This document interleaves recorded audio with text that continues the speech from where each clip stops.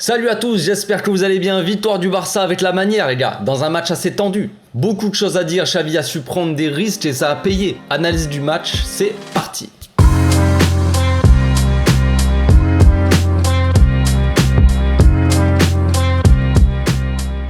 Au passage, n'hésitez pas à vous abonner, liker et commenter, c'est le meilleur moyen de me soutenir et ça fera plaisir à tonton. Alors hier on a assisté à pas mal de nouveautés mine de rien, déjà dans le 11 avec déjà l'absence des 4 capitaines les gars, c'est une première. Comme quoi ça pouvait arriver finalement les gars. Ensuite l'animation mise en place par Xavi, on s'attendait pas forcément à ça, on s'attendait à voir Araujo à droite en latéral avec Baldé à gauche et finalement dans un 4-3-3 et finalement on a vu un 3-4-3 inédit avec Baldé en ailier, Ferran Torres en intérieur gauche et Frenkie en double pivot avec Gavi ou Pedri, même si voilà au début c'était Gavi, après ça a été Pedri, on a changé, mais voilà pas mal de nouveautés comme ça. Moi ce que je retiens de tout ça c'est que Xavi il a su prendre des risques et que finalement malgré tout ce qu'on peut en dire ça a payé finalement, c'est tout, c'est voilà tout simplement. On disait que Xavi n'osait pas, que il mettait tout le temps ses copains sur le terrain, voilà qu'il osait pas prendre de risques et là finalement il a pris des risques et ou alors il s'est fait d'autres copains, je ne sais pas, peut-être qu'il a d'autres amis dans l'équipe maintenant et qu'il les a mis sur le terrain, je ne sais pas quoi vous dire. Il a osé mettre un 3-4-3 à l'extérieur comme ça contre une équipe qui est quand même pas facile à jouer. Ça peut paraître un peu fou, peut-être comme je l'ai dit hier, mais finalement quand on regarde l'équipe en face, on pouvait peut-être s'attendre à... Enfin c'est peut-être ce que s'est dit Xavi, en tout cas on a vu la Real Sociedad qui jouait avec 2 attaquants contre Cadiz dans leur premier match. Et peut-être que Xavi s'est dit qu'ils allaient refaire la même chose, donc il s'est dit on va mettre 3 défenseurs constants parce qu'il y a que 2 attaquants et à 3 on pourra les tenir. Ce qui a été assez difficile à faire, mine de rien, c'était assez risqué, c'était compliqué pour les défenseurs, mais au final on s'en est sorti. Il a osé lancer mine de rien Baldé comme ça pour un match à l'extérieur titulaire contre la Real Sociedad, équipe quand même qu'on a du mal ces dernières années, même si bon dans les dernières années là c'était un peu plus facile, mais si on remonte en arrière on a toujours eu un peu de mal contre la Real Sociedad comme ça à l'extérieur, donc il a osé mettre Baldé comme ça titulaire, remplacer Alba, capitaine. Alba on sait qu'il est pas très facile à gérer, donc voilà, ça c'est, il a osé Xavi et ça aussi on peut le relever. On peut trouver ça logique en tant que supporter de dégager Alba, de le mettre sur le banc et de mettre Baldé, pour nous c'est logique. Baldé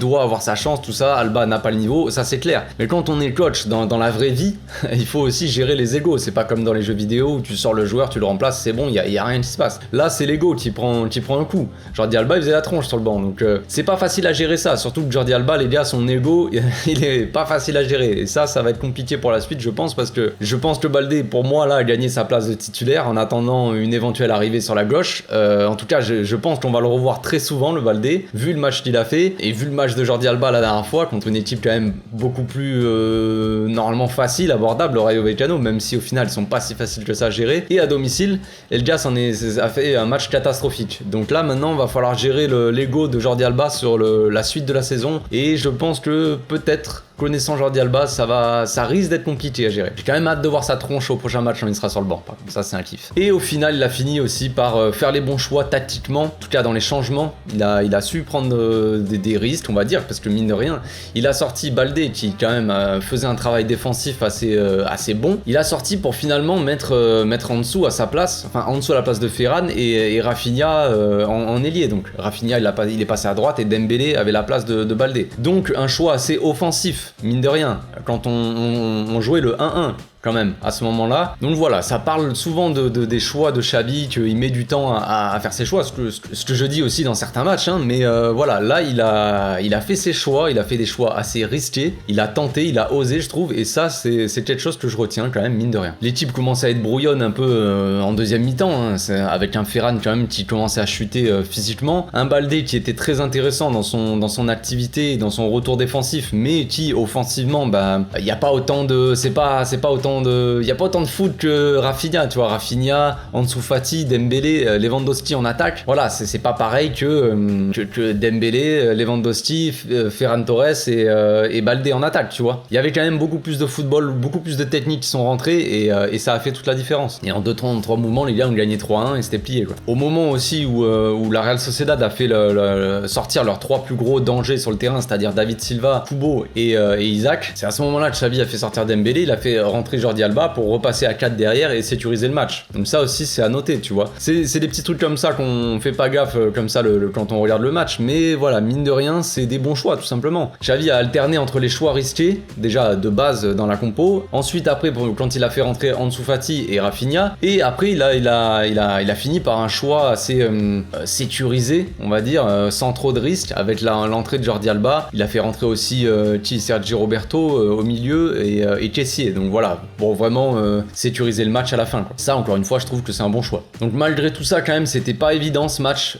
Comme je l'ai dit, Isaac et Kubo, ils étaient très remuants devant. De toute façon, voilà, on a vu quand même pas mal de problèmes venir de ces deux-là, avec David Silva aussi, qui avait une qualité de passe et une vision quand même assez au-dessus de la moyenne, hein, clairement. Donc le seul moment où vraiment on a eu du danger sur notre défense, c'est quand l'équipe adverse a réussi à passer notre ligne du milieu, quoi. Le double pivot Frenkie et Pedri. Une fois que ça s'était passé et que Kubo et Isaac ils avaient le ballon entre les milieux et la défense, là c'était le bordel. On avait un appel croisé, des appels croisés, Kubo, Isaac qui partaient dans tous les sens avec leur vitesse et leur qualité technique, ils faisaient beaucoup de mal, hein. Leurs appels tranchants aussi, ils étaient vachement lancés dans la profondeur. C'est comme ça qu'est venu le premier but d'ailleurs. Donc voilà, récupération rapide, attaque très rapide des deux qui se lancent et voilà, ça fait des différences. Donc évidemment que Christensen par exemple ou Garcia, ils sont des joueurs peut-être moins rapides que Araujo quand même, qui de vitesse généralement arrivaient à tenir le coup, mais les deux autres c'était un peu plus compliqué, même si franchement ils s'en sont très bien sortis, je trouve. À part ça, quand on revoit le match, voilà, à part eux qui nous ont mis en danger sur leurs appels, sur leur attaque rapide comme ça, il y a aussi Merino qui a été assez dangereux par moment aussi, quand il allait sur la gauche en fait. On jouait à 3 en défense, donc on n'avait pas de latéraux, et sur la droite, sur notre droite à nous, il y avait donc Araujo et Dembélé de base. Et Dembélé, on sait que défensivement, il va pas revenir comme un latéral, tu vois. Donc Merino, quand il allait sur ce côté-là pour faire des appels, Araujo, lui, il était dans l'axe, donc voilà, il devait revenir à chaque fois, et souvent c'était dangereux ça. Et Merino a souvent apporté du danger. Heureusement, tout simplement, que Ter Stegen était dans un grand soir. Donc on va passer maintenant à l'analyse des buts. Le premier but est arrivé assez tôt, action de la Real Sociedad, on voit quasiment toute l'équipe regroupée devant la surface. On est assez désorganisé, c'est peut-être un peu le bordel, mais on s'en sort bien quand même, mine de rien. Sur l'action, Baldé est décisif, que ça soit à la récupération ou à la finition. On le voit qui bloque bien la passe pour Isaac sur le côté, qui aurait pu vraiment être dangereux pour le coup, vu qu'il est seul. Il oblige l'adversaire à rentrer dans l'axe, là où il y a le plus de joueurs au final. Il continue son pressing, il gêne le joueur qui perd la balle. Eric, plus réactif, lui, sort sur le ballon et la donne à Ferran, qui fait pas vraiment le bon choix en soi quand on regarde bien. C'est pas évident non plus, car tout va très vite, et à ce moment-là, si tu fais une erreur, tu peux vite le payer cher. Donc voilà, c'est compliqué aussi, ça va vite. On voit Gavi derrière qui est seul sur le côté, ce qui pourrait peut-être moins être dangereux de lui donner. Ferran choisit Pedri, il se retourne, donc il voit Pedri direct, il lui donne, qui au final s'en sort bien, et qui nous sort une démonstration de sérénité, de calme. Le gars a le sang-froid, voilà, il est entouré de 5 joueurs, 3 viennent lui mettre la pression, il contrôle et fait mine de la donner à Dembélé, qui élimine déjà celui qui venait dans son dos lui mettre la pression. Ensuite son cerveau et ses pieds font le reste. Il élimine les 2 joueurs alors que Baldé fait déjà lui l'appel dans la profondeur. Pedri attire donc 4 joueurs à lui tout seul et sert parfaitement Baldé dans la profondeur. Contre-attaque classique, Baldé attend le dernier moment pour centrer ou frapper, on sait pas trop si c'est un centre ou une frappe, mais voilà. Ferran lui ralentit sa course et la demande à l'entrée de la surface. Dembélé lui fait l'appel au second poteau, il est seul aussi, et Lewandowski lui en pur crack se déplace parfaitement. Il fait d'abord l'appel au second poteau pour commencer, ce qui attire les 2 défenseurs sur lui, donc au second poteau, et au dernier moment, au moment où Baldé déclenche son centre frappe, on sait pas trop, là il change son appel et il va au premier poteau. Et après son talent fait le reste, 1-0. Sur l'égalisation, c'est clairement une erreur de Frenkie. Sur une touche sur le côté gauche, Gavi change d'aile pour Araujo, qui pouvait éventuellement la donner à Dembélé. Il choisit de revenir dans l'axe pour la donner à Frenkie, qui est seul et qui a tout le temps de jouer, de faire ce qu'il veut. Enfin, franchement, il a tout le temps de faire une passe, de contrôler, de faire ce qu'il veut. Frenkie a le temps de la donner donc à Gavi dans un premier temps, après son contrôle. À ce moment-là, il peut lui donner, ou après à ce moment-là, il peut lui donner là entre les 2 joueurs là il aurait eu le temps en fait, tout simplement. Il attend, Il attend encore et finit par perdre la balle sous le pressing de la Sociedad qui presse bien Kubo et David Silva. David Silva lance Isaac en profondeur et la balle est contrée une première fois par Christensen, ce qui fait que Garcia est lui trompé par la direction de la balle. De base, ça aurait dû la passe aller passer devant lui en fait, donc il aurait pu éventuellement l'intercepter avec un tacle ou on sait jamais, voilà. Là, le fait que ça soit contré, ça passe dans son dos, donc Isaac lui sur un premier contrôle, il élimine direct Garcia. En fait, sur son contrôle, il pousse le ballon et par sa vitesse, Garcia est un peu pris. Garcia revient bien, mine de rien, et tacle, mais le tacle est contré par le pied d'Isaac, style lob Ter Stegen. Donc franchement les gars, ce but est quand même assez chanceux. Il est contré à 2 moments et sur les 2 moments c'est décisif et ça aide vraiment la Real Sociedad à marquer. Donc franchement c'est assez chanceux comme but, chanceux dans un second temps. Dans un premier temps c'est franchement une erreur de Frenkie. Après on a vu certains qui disent que, et on le voit sur la ralenti, que soi-disant il y a faute sur Frenkie parce que Kubo il touche le pied de Frenkie. Ok, mais c'est à Frenkie d'avoir l'expérience un peu de Busquets, on va dire. Busquets lui il a le vice un peu et peut-être qu'il se serait jeté et peut-être que l'arbitre aurait sifflé faute. Frenkie il reste debout mais voilà, il se plaint, il y a faute, mais frère, l'action elle continue et après on se prend le but. Donc soit tu réagis plus vite en fait, parce que souvent on dit ça, Busquets il est trop lent machin, sauf que Busquets peut-être qu'il aurait pas fait cette erreur là, c'est sûrement le cas même. Peut-être qu'il aurait protégé le ballon suffisamment pour faire faute, justement provoquer une faute et il y aurait jamais eu ce but. Frenkie là il lui manque clairement d'expérience là-dessus et c'est pas normal, Frenkie il a pas 17 ans, donc on peut critiquer Garcia tant qu'on veut, mais là les gars, voilà, c'est un coup de pas de chance on va dire, et voilà, il a fait ce qu'il a pu, mais bon, ça fait 1-1. Sur l'action du 2-1, l'équipe presse haut et plutôt bien, Lewandowski bloque la passe sur le côté, Dembélé et Rafinha sont sur les côtés et gèrent leurs joueurs. En dessous, lui il est dans l'axe avec Gavi qui harcèle toujours comme si sa vie en dépendait, hein. Le gardien est obligé de dégager long et Frenkie lui prend le dessus de la tête, mine de rien c'est à noter, hein, c'est pas souvent que ça arrive. À ce moment-là, détail important, on voit en dessous qui scanne le terrain et qui voit Dembélé sur le côté. Rafinha récupère rapidement et prend de la vitesse. Mendes fait pas l'effort de revenir pour bloquer un peu la passe dans l'axe, en tout cas au moins essayer. Gavi lui est placé haut à la place de Rafinha sur le côté. Lewandowski est lui dans l'axe, en dessous fait l'appel dans le demi-espace gauche où il est seul. Rafinha le sert rapidement même si c'est pas évident de contrôler la balle. L'arrière droit est obligé de revenir sur en dessous, ce qui libère Dembélé, qui déclenche son appel rapidement. En dessous, qui sait très bien que Dembélé se retrouve là-bas, le sert sans regarder, pas besoin.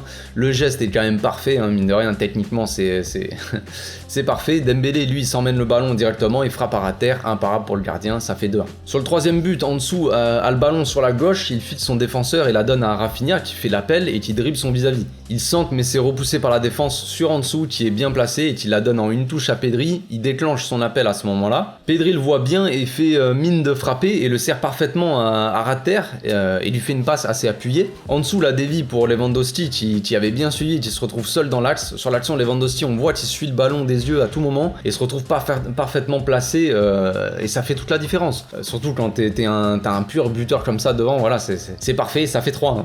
Sur le dernier but, c'est un long ballon de Garcia sur coup franc pour Gavi qui fait l'appel comme souvent dans la profondeur. Gavi a le mérite de gêner un peu le défenseur qui relance mal, hein. On va pas dire que Gavi il pouvait pas grand chose. Bon, la lumière s'est éteinte derrière en froissant les gars, hein, tant pis. J'en étais où donc voilà, Gavi, comme je disais, il essaie de gêner un peu la relance, la défense de l'adversaire, même si voilà, il peut pas faire grand chose avec sa petite taille, hein. Gavi c'est pas non plus un grand bonhomme. Lewandowski donc récupère le ballon et serre rapidement Rafinha sur le côté. À ce moment-là, on joue à 3 devant, même si comme souvent Gavi est très haut sur le terrain, Rafinha lui rentre dans l'axe alors que Lewandowski fait son appel donc dans l'axe. En dessous, comme souvent, part du côté pour faire son appel aussi dans l'axe. Rafinha vient fixer son vis-à-vis et la donne à Lewandowski qui avait stoppé sa course comme ça et qui était à l'entrée de la surface. La chance après fait le reste, hein, on va dire, parce que Lewandowski lui veut la donner de l'extérieur à Jordi Alba mais voilà, il est gêné par l'adversaire, elle est contrée et la balle arrive sur Ansu Fati qui est quand même bien placé et qui se retrouve dans une position donc parfaite face au gardien.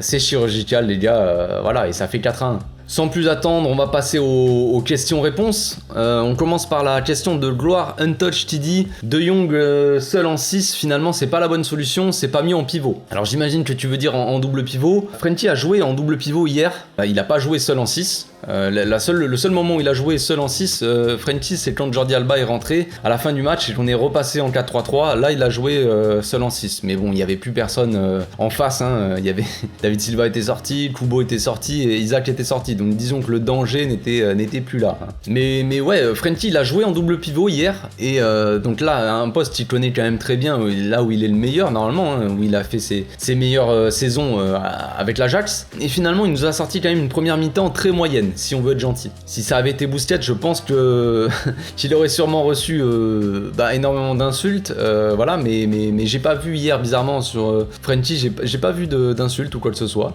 Bizarre. En seconde période, quand même, c'était beaucoup mieux, et en fin de match aussi, voilà, comme je l'ai dit, il était un peu tranquille, donc il y avait plus grand monde en face, donc voilà. Frenkie seul en 6, pour moi, ça va clairement pas, ça n'irait pas. On l'a bien vu hier, il était dépassé dans le pressing, tout ça, et au final, il nous coûte un but, malgré tout ce qu'on peut dire de Frenkie. Et oui, il est bien coiffé, voilà, oui, beaucoup de monde aime Frenkie, mais voilà, hier, il nous coûte un but. Ça me rappelle un peu le but que Busquets nous avait coûté la saison dernière en Supercoupe d'Espagne contre le Real. C'est le même style de but, sur un pressing comme ça, il met du temps à se décider, le joueur revient bien et voilà, il attend trop et on perd le ballon, on se fait prendre sur une attaque rapide et c'est fini. Et je me rappelle bien que la saison dernière, moi j'avais été critique envers Busquets à ce moment-là, j'avais dit que c'est pas possible de faire ça, c'est pas possible pour un joueur qui a le temps comme ça de se faire prendre parce qu'il attend trop. Et je me souviens que beaucoup de monde était d'accord, beaucoup de monde insultait Busquets, beaucoup de monde lui défaitait dessus, mais voilà, là, bizarrement, ce n'est pas le traitement, ce n'est pas le même traitement, voilà, je ne sais pas. Faites-en vos conclusions vous-même, les gars, moi je suis là juste pour noter ça. Donc peut-être qu'il aurait fallu un gars plus costaud à côté de lui, plus défensif en tout cas, hein, parce que Pedri, voilà, il a bien mené le jeu quand même. Heureusement qu'il était là, parce que franchement c'était lui le maestro du milieu, comme souvent hein, d'ailleurs, hein, parce que quand Busquets n'est pas là, Pedri, il remplace Busquets, il a le rôle de Busquets, le rôle de son rôle à lui, il a le rôle de tout le monde, enfin de créateur. C'est lui qui gère le milieu, c'est lui qui gère le tempo, c'est lui qui fait tout. Pedri, concrètement, c'est lui qui fait tout. Donc peut-être que voilà, on peut critiquer Xavi peut-être parce que vous voyez, c'est de la faute à Xavi, il aurait dû mettre Kessié à côté de Frenkie. Donc j'imagine que ça sera la faute de Xavi et pas de la faute de Frenkie. Ensuite, on a Authentique Joseph qui dit clairement en dessous passe devant Ferran ou c'est un effet d'entrée de jeu. Les deux, je pense. Évidemment, quand on compare Ansu Fati et Ferran Torres, Ansu est beaucoup plus décisif, que ça soit dans le dribble, les frappes, les passes décisives, même maintenant il devient même passeur décisif, le Ansu.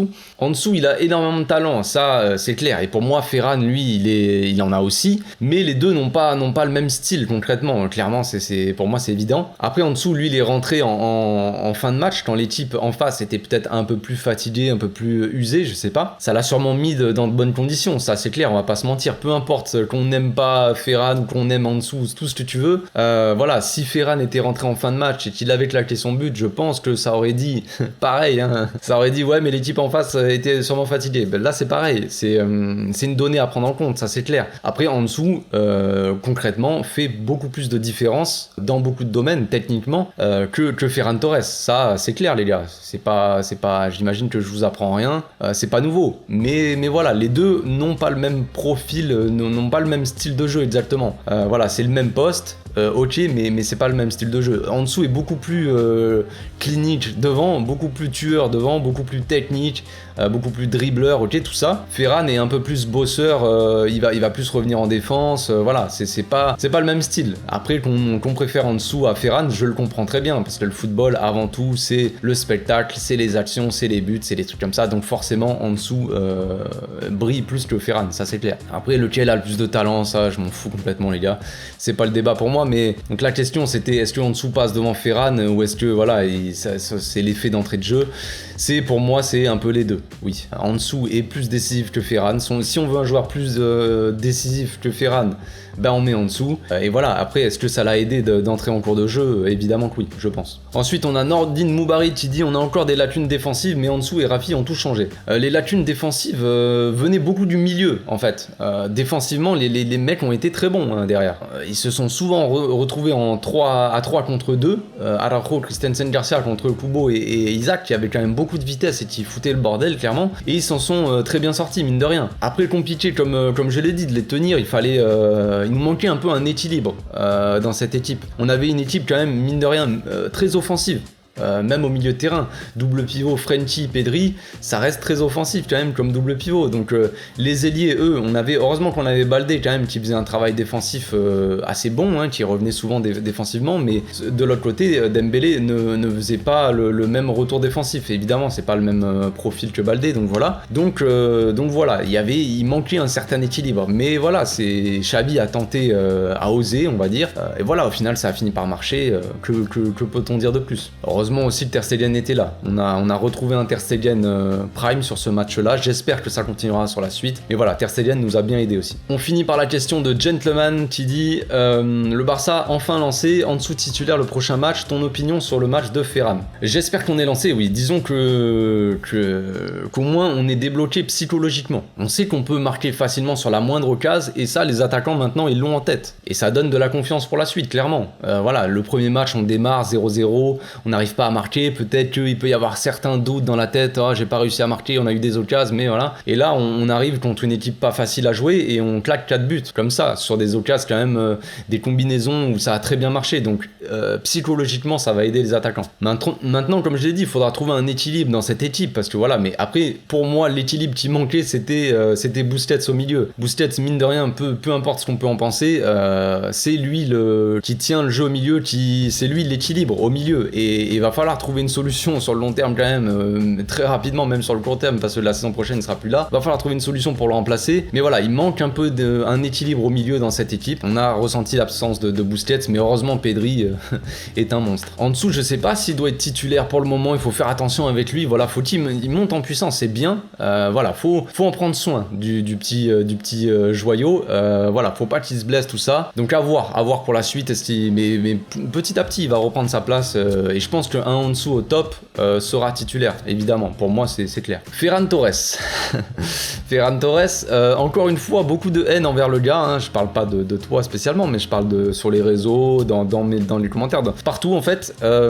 Ça c'est un grand classique de toute façon, au retour de Ferran, au retour c'était obligatoire. Je trouve que Ferran il a fait une première mi-temps, on va dire intéressante par rapport à son poste et tout ça, qui était pas évident pour lui puisque c'était la première fois qu'il jouait en milieu de terrain, mais il a vite sombré physiquement en deuxième mi-temps, ça c'est clair, on va pas se le cacher. En dessous l'a clairement fait oublier par son entrée monstrueuse, voilà, ça c'est clair. Après le Ferran il revient de blessure, et pour moi c'est normal qu'il soit pas encore au niveau, j'imagine. En plus de ça, il joue à un poste, comme je l'ai dit, qui est pas évident pour lui parce qu'il a jamais joué à ce poste là, et je trouve que par moment il était intéressant, mais à voir pour la suite ce que ça donne, à voir s'il va rejouer à ce poste là, je ne sais pas. Après évidemment il a pas été au niveau physiquement, il a vite sombré comme je l'ai dit en deuxième mi-temps, il a pas apporté, il a pas fait beaucoup de différence, comme il a souffert de la comparaison avec en dessous, quand en dessous est rentré évidemment, mais en dessous rentre à 30 minutes de la fin, et en dessous on le sait, il est beaucoup plus, comme je l'ai dit tout à l'heure, je l'ai expliqué, je vais pas tout redire, mais pour moi il a fait quelques trucs intéressants, il a fait une bonne frappe à un moment, c'est pas passé loin, il aurait pu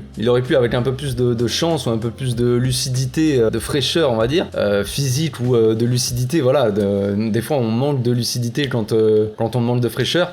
Avec un peu plus de lucidité, il aurait pu peut-être marquer un but, faire une passe décisive, peut-être. Des fois il a fait certains mauvais choix, des fois il a fait des bons choix, il a été utile dans la conservation du ballon, dans la construction aussi, par son placement, tout ça. Après oui, il a pas été décisif, clairement, ça on va pas se mentir. Mais je me rappelle quand j'avais dit que j'en attendais plus de Ansu Fati en pré-saison, on m'avait dit oui mais laisse-lui le temps, il est jeune, il revient de blessure, tout ça.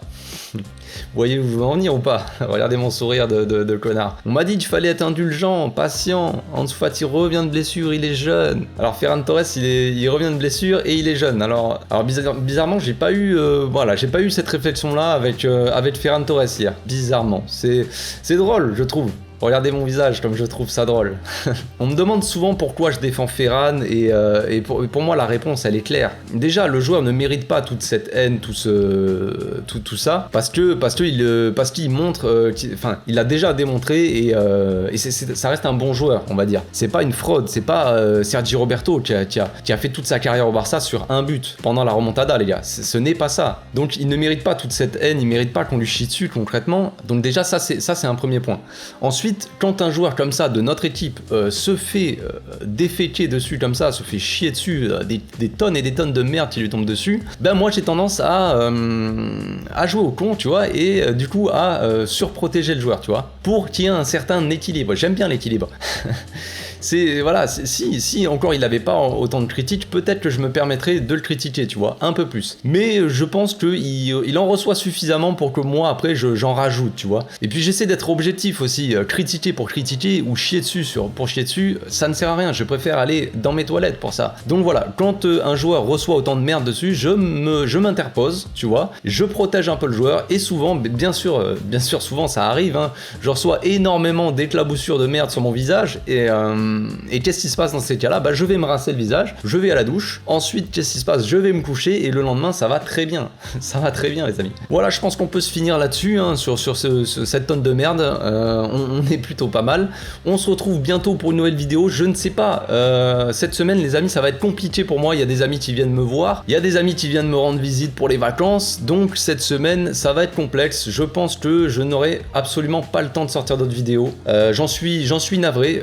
Mercredi il y a le match contre Manchester City, donc je pourrais pas faire d'avant-match, peut-être, je pourrais pas faire de débrief, voilà. Donc on se retrouve sûrement vendredi les gars. Manchester City, j'irai voir le match, donc je mettrai des stories sur Instagram, des petites images, tout ça, donc si vous me suivez, tout ça, vous verrez sûrement des images, des vidéos, des trucs comme ça. Ça va être cool, je vais essayer de faire aussi pas mal de vidéos comme j'avais fait pour le match contre les Pumas, que j'ai toujours pas fait la vidéo d'ailleurs. Mais voilà, je prendrai beaucoup de vidéos, beaucoup d'images, et j'essaierai de faire une petite vidéo comme ça sympa plus tard quand j'aurai le temps. Donc voilà, on se retrouve bientôt les amis, d'ici là portez-vous bien, passez une très bonne journée, arrêtez de me chier dessus, ciao.